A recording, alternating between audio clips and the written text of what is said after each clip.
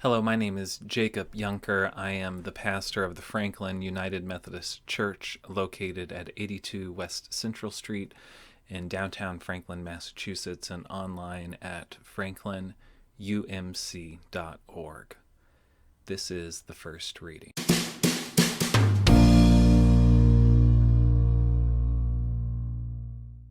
On Sunday, February 28th, we will continue our reflection series entitled After Death.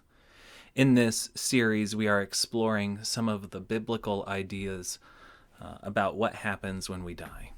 Our reading for Sunday comes from Ecclesiastes chapter 9, verses 1 through 10. So I considered all of this carefully, examining all of it. The righteous and the wise and their deeds are in God's hand, along with both love and hate. People don't know anything that's ahead of them. Everything is the same for everyone. The same fate awaits the righteous and the wicked, the good and the bad, the pure and the impure, those who sacrifice and those who don't sacrifice. The good person is like the wrongdoer. The same holds for those who make solemn pledges and those who are afraid to swear. This is the sad thing about all that happens under the sun. The same fate awaits everyone. Moreover, the human heart is full of evil. People's minds are full of madness while they are alive, and afterward they die. Whoever is among the living can be certain about this. A living dog is definitely better off than a dead lion, because the living know that they will die, but the dead know nothing at all. There is no more reward for them. Even the memory of them is lost. Their love and their hate, as well as their zeal, are already long gone.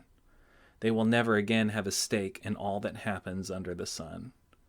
Go, eat your food joyfully and drink your wine happily, because God has already accepted what you do. Let your garments always be white. Don't run short of oil for your head. Enjoy life with your dearly loved spouse all the days of your pointless life that God gives you under the sun.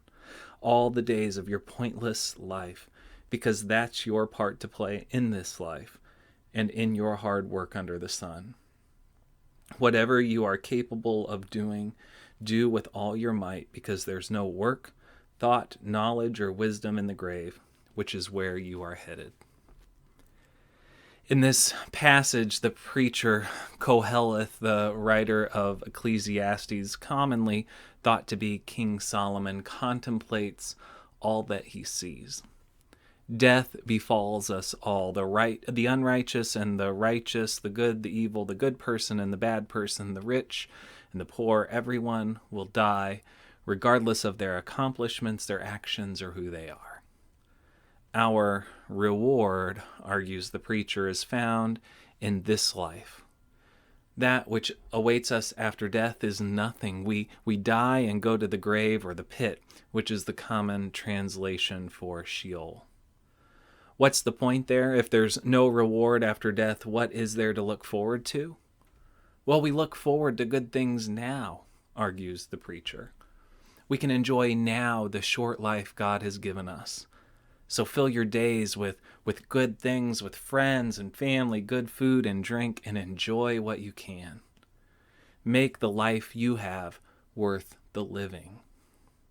And when this life is over, you will have lived a full and abundant life. This view of what happens after death can seem a bit hedonistic, which I think is something that needs to be thought about a bit deeper. Is the preacher suggesting that we should really do whatever makes us most happy, even if that happiness comes at the cost of another? Another thing to consider with this understanding is, what about those who cannot fill their lives now with good things? What about those who struggle through life, suffer, and are miserable now? Where is their reward? I think this is the ultimate flaw with the grave being the only thing that awaits us after death. There is no justice, there is no resolution, just death and the grave. But then again, maybe I'm just being too hard on this line of thinking. Maybe the reward is the simple bliss of eternal rest. Maybe the resolution for those whose life is miserable is the sheer fact that it's all over. Death as the end of suffering surely isn't a terrible thought for those who suffer now, right? Can death be a closure of sorts for those who suffer and are miserable? I just don't know. And these are a few of the thoughts and the questions that I'm wrestling with after this first reading. They're deep. There's a bunch. What thoughts and questions do you have about death and what happens after death? Write your thoughts, your questions, your comments, spiritual profundities and doubts below, and join me in the conversation this week. I hope you'll consider joining me and the people of the Franklin United Methodist Church in worship on Sunday at 10 a.m. Eastern Time as we continue our reflection beyond this first reading.